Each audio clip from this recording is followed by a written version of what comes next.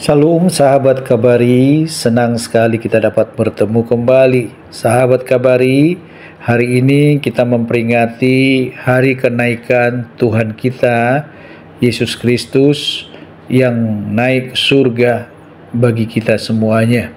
Sahabat Kabari yang dikasihi Tuhan, perlu kita memahami kenaikan Tuhan Yesus ini ada di hari ke-40 setelah dia bangkit dari kematian.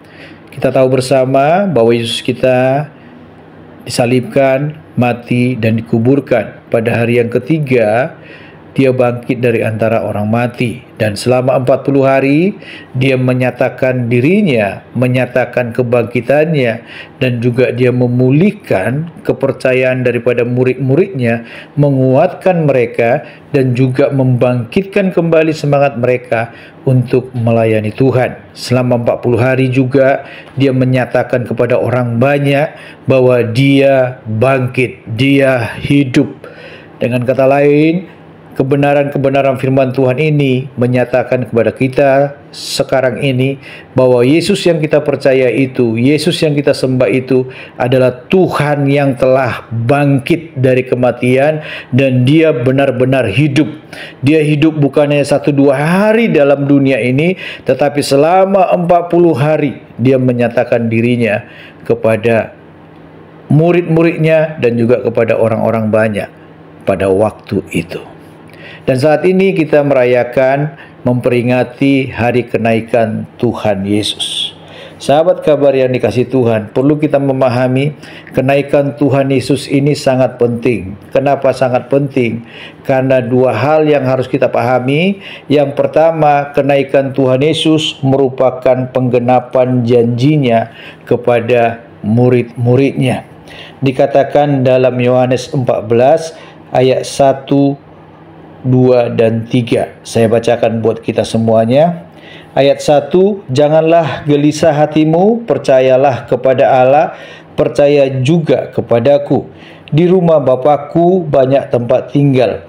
Jika tidak demikian, tentu aku mengatakannya kepadamu, sebab aku pergi ke situ untuk menyediakan tempat bagimu. Dan apabila aku telah pergi ke situ dan telah menyediakan tempat bagimu, aku akan datang kembali dan membawa kamu ke tempatku, supaya di tempat di mana aku berada, kamu pun berada.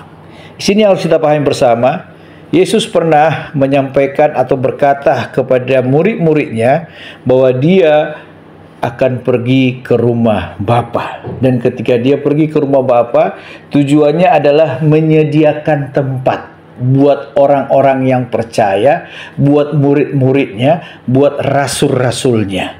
Jadi dengan kata lain, kalau Tuhan Yesus hanya bangkit saja dan hidup di dunia ini saja, maka penggenapan dari Yohanes 14 ini akan seperti tertunda. Tetapi dengan kenaikannya ke surga, maka jelas dikatakan penggenapan dari Yohanes 14 ini sedang dikerjakan oleh Tuhan. Dia naik ke surga untuk menyediakan tempat bagi setiap murid-muridnya, rasul-rasulnya, orang-orang yang percaya kepadanya. Dengan tujuan adalah supaya di mana Yesus berada, kita juga ada di sana bersama-sama dengan Tuhan Yesus, yaitu di dalam surga yang mulia. Itu yang pertama. Makna kenaikan Tuhan Yesus yang kedua, kita perlu memperhatikan di sini, dia memberikan dua janji bagi kita semuanya, bagi orang-orang percaya. Janji yang pertama yaitu tentang Roh Kudus yang akan menyertai orang-orang percaya. Dikatakan di dalam Kisah Para Rasul 1 ayat 6 sampai dengan 9. Maka ayat 6, maka bertanyalah mereka yang berkumpul di situ, Tuhan, maukah engkau pada masa ini memulihkan kerajaan bagi Israel? Ayat 7, jawabnya, engkau tidak perlu mengetahui masa dan waktu yang ditetapkan Bapa sendiri menurut kuasanya. Ayat 8, tetapi kamu akan menerima kuasa kalau Roh Kudus turun ke atas kamu, dan kamu akan menjadi saksiku di Yerusalem dan di seluruh Yudea dan Samaria dan sampai ke ujung bumi.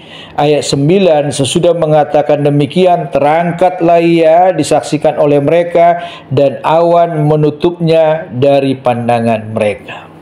Janji yang pertama yang diberikan oleh Tuhan adalah dikatakan dengan jelas dalam ayat 8, tetapi kamu akan menerima kuasa kalau Roh Kudus turun ke atas kamu. Nah, di sini harus kita pahami bersama, ketika Yesus naik ke surga, dia berjanji bahwa dia akan memberikan Roh Kudus kepada orang-orang yang percaya, dan Roh Kudus ini akan menyertai mereka dan mereka akan memiliki kuasa yang daripada Tuhan untuk melakukan pelayanan-pelayanan yang ditinggalkan oleh Tuhan dan yang untuk dilakukan oleh para murid-murid, para rasul-rasul, dan juga kita orang-orang percaya pada masa kini.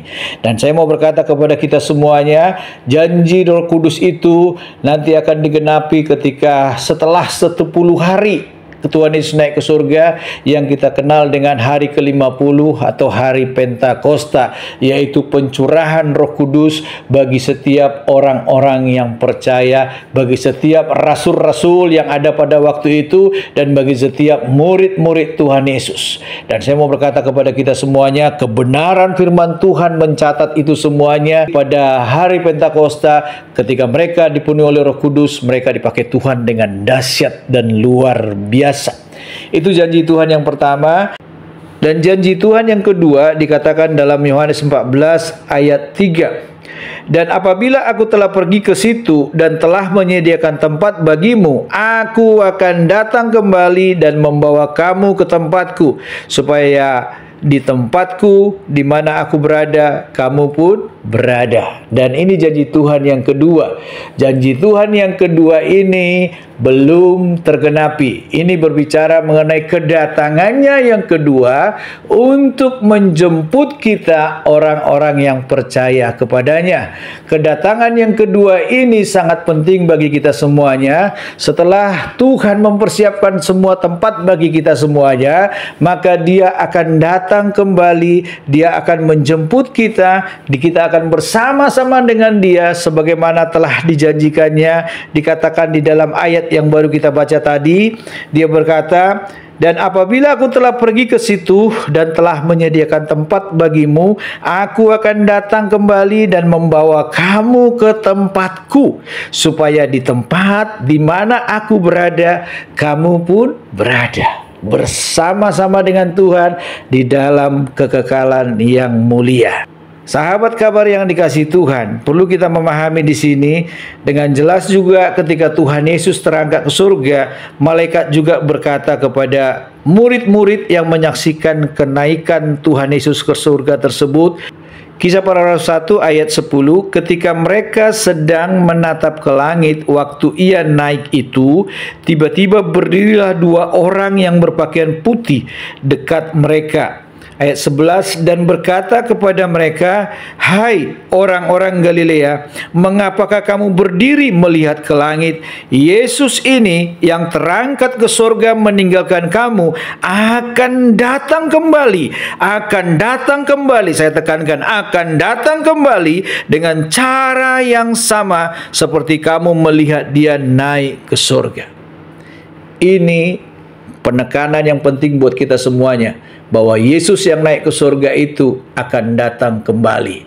Dia bukan hanya menjanjikan Roh Kudus yang tercurah untuk menyertai kita, yang tercurah untuk menghibur menolong kita, yang tercurah untuk mengimpartasikan kuasa Allah bagi kita semuanya, tetapi janjinya yang kedua adalah Dia akan datang kembali. Dia datang buat kita yang percaya kepadanya. Dia datang untuk menjemput kita supaya kita yang percaya kepadanya tinggal bersama-sama di tempat Dia berada untuk selama-lamanya. Amin. Tuhan memberkati. Bapa di surga, terima kasih pada hari ini kami memperingati hari kenaikan-Mu Tuhan ke surga.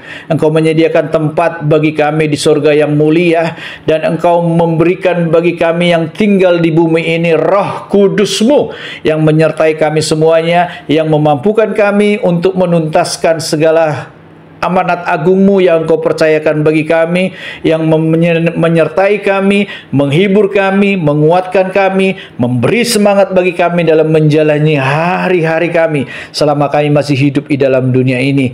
Dan kami Tuhan percaya bahwa Engkau akan datang kembali untuk menjemput kami, supaya kami orang-orang yang percaya kepadamu tinggal bersama-sama dengan Engkau di dalam sorga yang mulia untuk selama-lamanya. Terima kasih Tuhan, firman-Mu luar biasa dan memberkati kami semuanya. Dalam nama Tuhan Yesus, haleluya, amin.